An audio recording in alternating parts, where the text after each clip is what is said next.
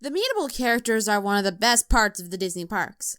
They help make the experience special and memorable to people of all ages. It's a true testament to the talented actors who play them, and the character pool isn't limited to just movies and shows.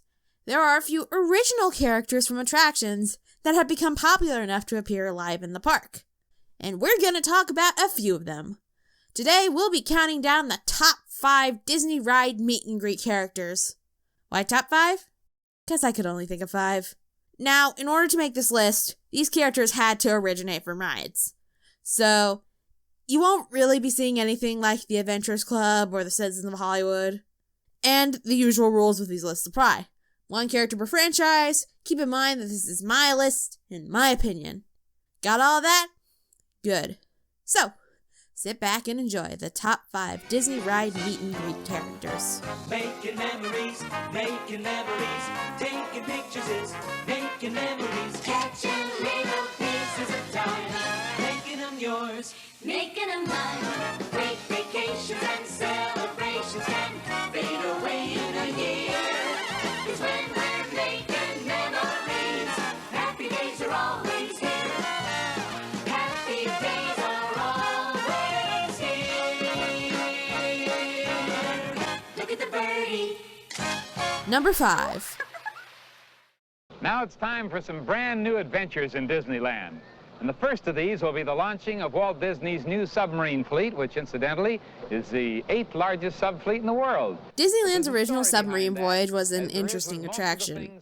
It was inspired by both real-life events and fictional ones. So, there's a bit of a mismatch when it comes to the ride's tone. The submarines were modeled after real-life ones, but you still fought giant squids, saw the remains of Atlantis, and even saw mermaids playing with some buried treasure. The mermaids have been a big topic of interest for the fans, and I may or may not have a video about them coming up, but not because of the animatronics you saw on the ride. No, the point of interest came from what the guests saw before boarding. For a time, you could see live mermaids swimming in the lagoon where the submarine voyage was stationed. They lounged on the rocks, waving at guests as they came and went on their voyages. They also swam next to the ride vehicles as they began to disembark from the station. They were a unique addition to the land, adding a lot of atmosphere and helping set the tone. They also gave guests a taste of what they might have gotten to see in their voyages. The captain mentions mermaids, you remember that you saw them earlier, and you pat yourself on the back for being an astute observer. The mermaids were fairly short-lived, only in Disneyland for a couple of years. But you couldn't actually go up and talk to them, though some men certainly tried. So, that's probably why they're relatively low on the list. But they are possibly the first live characters that originated from an attraction. I couldn't really find any that predated this. So, if nothing else, I think that's worth mentioning. They certainly gave the guests a whale of a tale to tell when they got home. Look at the birdie.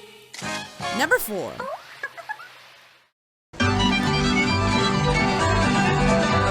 Allow me to track the average park-goer's opinion on the Country Bear Jamboree. When you're a kid, you think it's funny and great. When you get older, you think it's lame and cheap. When you get older than that, you start liking it ironically for how ridiculous it is. And when you get older than that, you think it's funny and great again. Love them or hate them, the Bear Band is a staple of the Disney parks. And with its colorful cast of characters, it's inevitable that some of them would make their way into meet and greet characters. So which one of them is on the list? All of them. Hang on. Let me explain why I'm bending the rules for this one. First of all, you don't really see a single country bear out by himself. He's usually with all of his buddies. They're a collective of characters more than anything else. Counting only one of them would be like having Chip without Dale, or Huey without Dewey and Louie. So, that's why they're all together. If you don't like that, you can just make your own list. The country bears have been meetable in the park since at least the 90s. You can find them in parks all over the world, regardless of if their show plays there, but they're especially common in Frontierland at the Magic Kingdom. You can meet 4 of the bears: Shaker, Wendell, Liverlips McGraw, and the bear, the myth, the legend, Big Al. Don't get too down on yourself for not knowing all their names and faces. Some of them don't really look too much like their animatronics. I mean, Wendell and Big Al, those two are pretty spot on.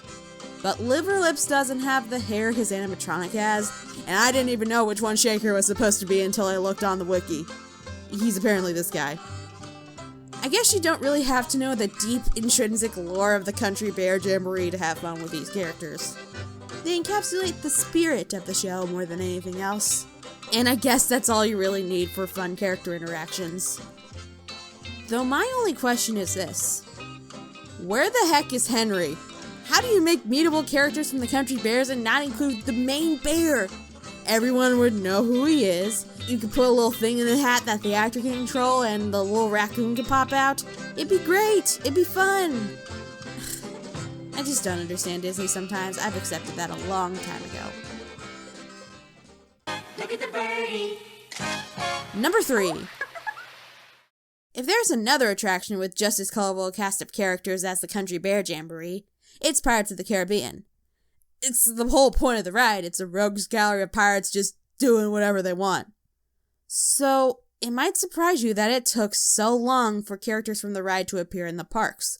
Over 50 years of the ride's existence before that happened. I mean, I guess you had Jack Sparrow, but he originated from the movies. Either way, it's surprising that there aren't more of them. It wasn't until recent years that we finally saw pirates represented as a live character. After being added to the ride in 2018, Red made her debut as a live character. So far, you're only able to meet her at Disneyland, and you can find her over in New Orleans Square, of course. You can tell Disney really wanted her to be a hit. And, judging by how warm her reception has been, I think they succeeded. We've talked about the changes that brought her to Pirates in a previous video, so I won't repeat myself too much there. I do think Red adds a very bouncy and fun personality to the parks. And I think she's good to have for all the young women who visit the parks. She isn't as straight-laced as some of the princesses, so it adds variety.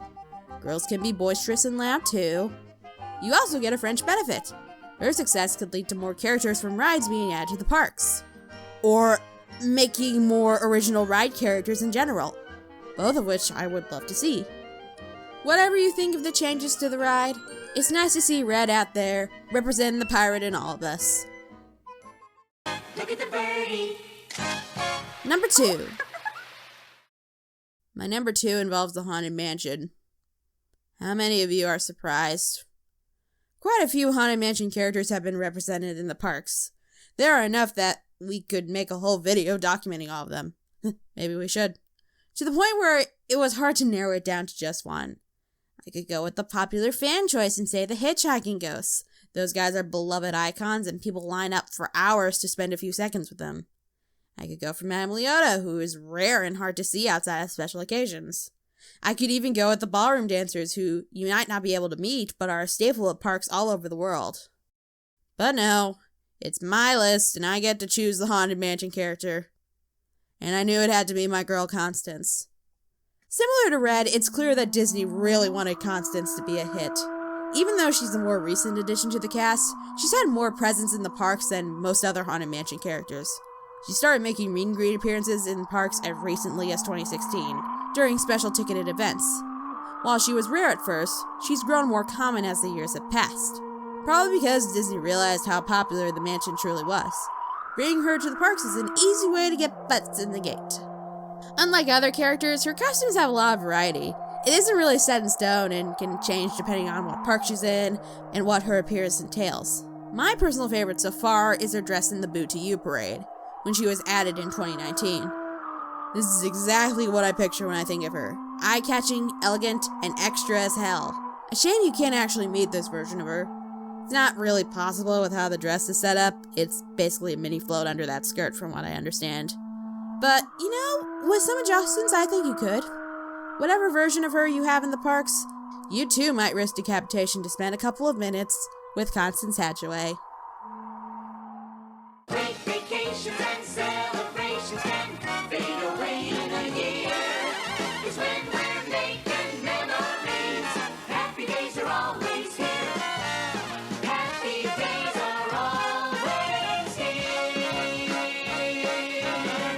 Look at the birdie. Number 1. Things get removed all the time in the parks. It could be because of a lack of relevance. It could be because of different creative vision. It could be because of corporate meddling. It's inevitable as much as we like to fight it. Some of the removed things get forgotten. Others are still dearly remembered and loved to this day. And I can't think of a better example of the latter than the Dreamfinder. For those of you too young to know, Dreamfinder was the original star of Journey into Imagination at Epcot. If you're only familiar with the current incarnation of the ride, it used to be something entirely different. More whimsical and a whole lot less dated. You see, Dreamfinder collected sparks and ideas from all over the world, storing them in his Dreamport. While he did this, he taught us and his student Figment all about the wonders of the imagination. It was, and still is, one of the most loved attractions ever produced by Disney Imagineering. The ride, and Dreamfinder himself, were so popular that he began making appearances at Epcot as a meet and greet character. He was an icon, pretty much becoming Epcot's mascot. Any kid that went to Disney World in the 1980s probably has fond memories of meeting him. And of course, Figment was always by his side, taking the form of a puppet controlled by the actor. Dreamfinder was retired in the late 1990s, as Journey into Imagination entered an identity crisis it has yet to recover from. He's only reappeared at special events since then, like at D23, but has never stepped foot in Epcot since. Even as massive changes to the park has been announced, there's been no word on anything coming to Journey into Imagination. We can only speculate what might be in store, but maybe Dreamfinder might finally come home. If he does, we might get to see him appear at Epcot again.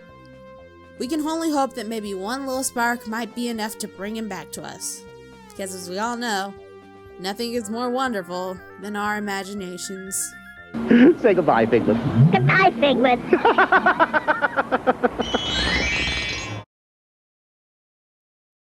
And that concludes the video. Were there any characters I missed? Do you completely disagree with everything on this list? Whatever you're thinking, let me know down in the comments. But that's all the time I've got for today. Thank you so much for watching as always, and I will talk to you guys soon. Take care.